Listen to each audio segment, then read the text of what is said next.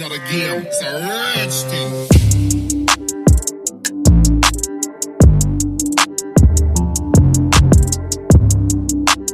রান্না করছি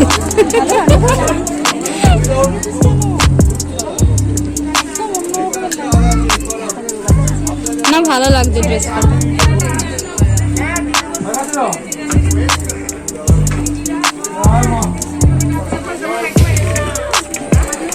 ভালো লাগে দেখি আমি সবগুলো। গুড মর্নিং আর শুভ নবমী। পুজো প্রায় শেষ হতেই চললো, তো এখন সকালবেলা রেডি হয়েছি, একটু বেরোবো, পাড়াতেই যাব, পাড়ার পুজো দেখতে।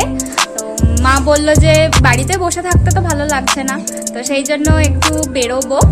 রান্না অর্ধেকটা হয়েছে আর অর্ধেকটা এসে করব, মানে ভাতটা জাস্ট বাকি আছে, এসে করে নেব। আজকে তো নিরামিষের কোনো ব্যাপার নেই, তো আজকে মাছ হবে, ওগুলো সব হয়ে গেছে। আর বাকি যেটা ভাত আর পলতা পাতার বড়া করব, ওটা আজকে খেতেই হয়, তো সেটা আজকে এসে তারপর করব। ও এখন চা বানাচ্ছে, চা খেয়ে তারপর মা আর আমি বেরোবো দুজনে। আমাদের পাড়ার পুজোটা আগের দিন তোমাদের জাস্ট একবার দাঁড়িয়েছিলাম, তো দেখিয়েছিলাম, আর আজকে ভালোভাবে দেখাচ্ছি।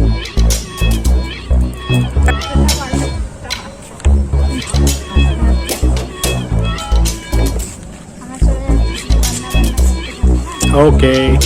Bye.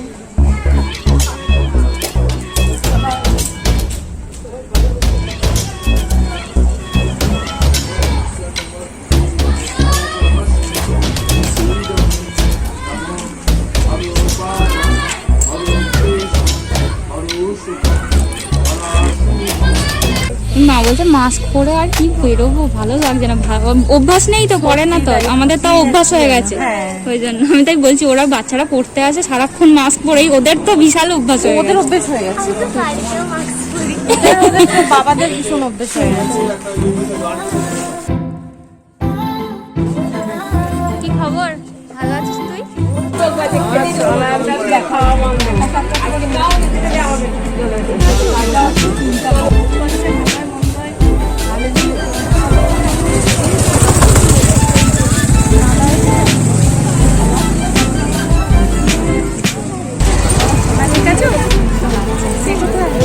রান্না করছি, রান্না মানে সব করেই এসছি, ভাতটা গিয়ে করবো।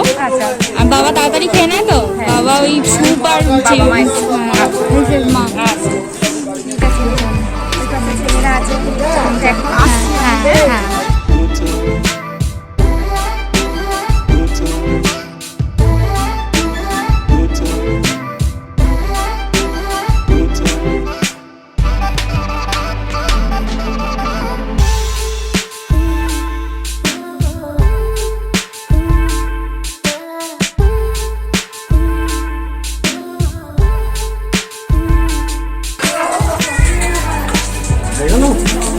হয়ে গেছে।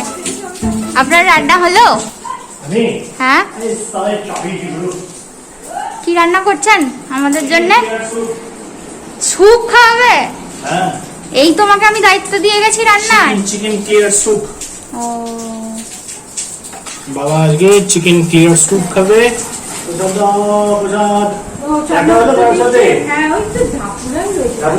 পুজো করছিল, হ্যাঁ ওরা সব দুজনে পুজো করছিল। হ্যাঁ ওরা সবাই মিলে শুধু পুজোই করছিল, তিনজন মিলে। Good evening. আর তখন তো তোমাদের দেখালাম যে আমাদের পাড়ার পুজোটা দেখতে গিয়েছিলাম, তো তখন জাস্ট পুজো হচ্ছিল, বেশ ভালোই লাগলো। কিছুক্ষণের জন্য গেছিলাম, জাস্ট 10-15 মিনিট। মা বলছে যে মুখে সবাই মুখোশ পরে আছে, কাউকে চিনতেই পারছি না, তো ওই জন্য দাঁড়াইও নি, চলে এসেছি তাড়াতাড়ি বাড়ি। তারপর তো লাঞ্চ হলো, লাঞ্চ করে ঘুম হলো, তারপর মাসি এলো, কাজ টাজ সব মিটিয়ে সন্ধে দিয়ে এখন বসেছি রাত্রিবেলা ডিনারটা বানাতে। খুব কমন একটা রেসিপি আজকে হবে, সেটা হলো চিকেন ভর্তা। সবাই খেয়েছো অবভিয়াসলি এটা, তো রেস্টুরেন্টে গেলে রুটির সাথে বা তন্দুরির সাথে এটা খুব ভালো যায়। তো চিকেন ভর্তা বানাতে আমার কি কি লাগছে সেটা তোমাদের দেখিয়ে দিই। এখানে চিকেনটা আমি সেদ্ধ করে জাস্ট হাড় থেকে ছাড়িয়ে রেখেছি, মানে এগুলো একটু মিহি হলে ভালো লাগে খেতে। বড় বড় পিস তো হয় না, জানো তোমরা। আর এখানে কি আছে দেখো, এখানে টমেটো আছে, কাঁচা লঙ্কা, রসুন, আদা আর পেঁয়াজ। এটা দুটো বড় সাইজের পেঁয়াজ নিয়েছি। আর এখানে গোটা গরম মশলা আছে, কাজু বাদাম আর এমনি বাদাম আর কিশমিশ, এগুলো আমি ভিজিয়ে রেখেছিলাম 1 ঘন্টা আগে থেকে। আর এখানে ধনে পাতা, এটা আমুলের ফ্রেশ ক্রিম। আর এখানে যে গুঁড়ো মশলাগুলো লাগছে তার মধ্যে আছে হলুদ গুঁড়ো, ধনের গুঁড়ো, কসুরি মেথি, চিনি, নুন, জিরের গুঁড়ো, কাশ্মীরি লঙ্কার গুঁড়ো, গরম মশলার গুঁড়ো, হলুদ গুঁড়ো। তো চলো দেখে নিই যে চিকেন ভাতটা ঠিক কিভাবে বানানো হয়। এটা করছি, এগুলো সব আমি একটা পেস্ট বানিয়ে নেব। তার জন্য লঙ্কা, কাঁচা লঙ্কা 4টে, রসুন, আদা, পেঁয়াজ, আর এর মধ্যে তো গোটা গরম মশলা, কাজু, কিশমিশ আর বাদাম, এগুলোও দিয়ে দিচ্ছি। আর টমেটো,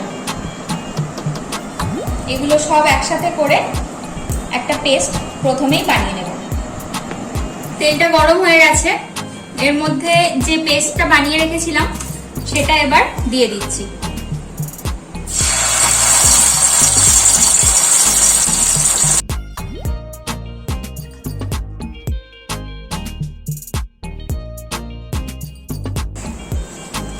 এটা তেলের সাথে বেশ ভালো করে নাড়িয়ে অনেকক্ষণ ধরে ফ্রাই করতে হবে,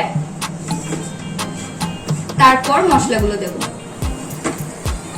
5 মিনিট হয়ে গেছে, আমি ঢাকা দিয়ে রেখেছিলাম কিছুক্ষণ, তবে মাঝে মাঝে নাড়িয়ে দিতে হবে একটু, নাহলে লেগে যেতে পারে।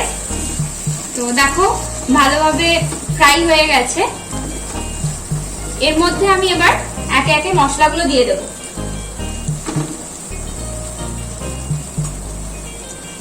চিনি দিচ্ছি,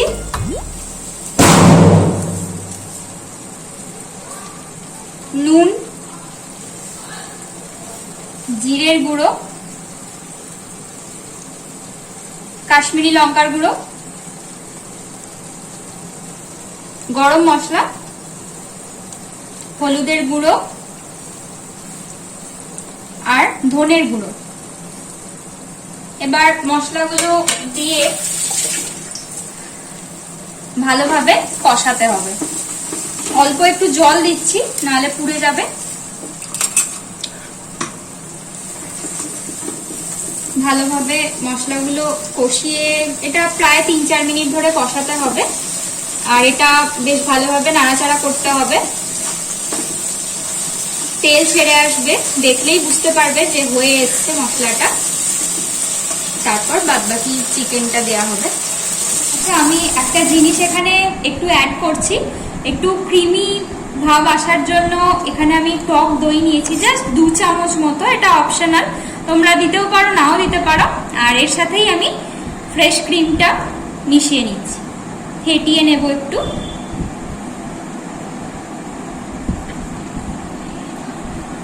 এটাতে খুব ভালো টেক্সচার আসবে, খুব সুন্দর ক্রিমি ভাবটা বুঝতে পারা যাবে। তো টক দইটা দিলাম সেই জন্য।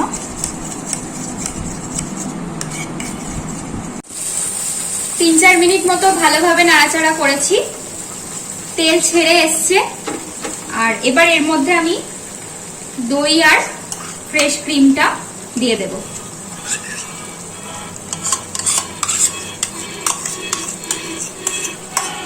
সামান্য একটু জলও দিচ্ছি।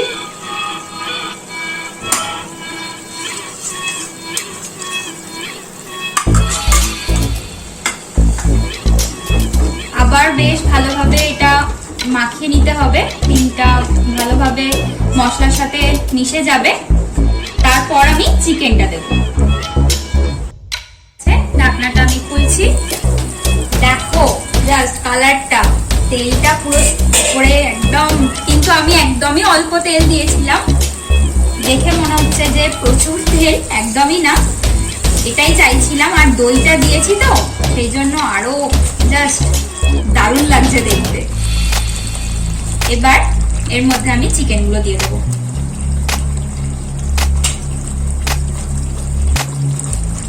শ্রেডেড চিকেন,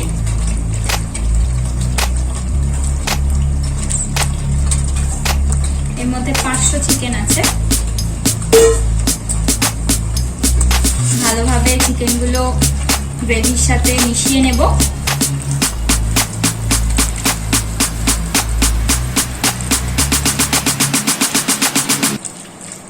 যদি সামান্য জল লাগে জল দিতে পারো, আমি একটু জল দেব। আগে ভালোভাবে মিশিয়ে নিই, তারপর জলটা দেব। এটা হয়েই গেছে।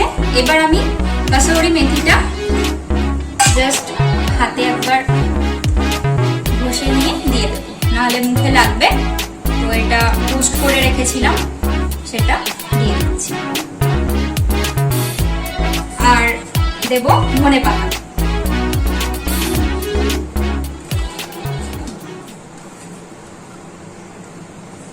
এটা আর আমি ডিমটা গ্রেট করে তোমরা দিতে পারো, কিন্তু আমি গ্রেট করে দিচ্ছি না।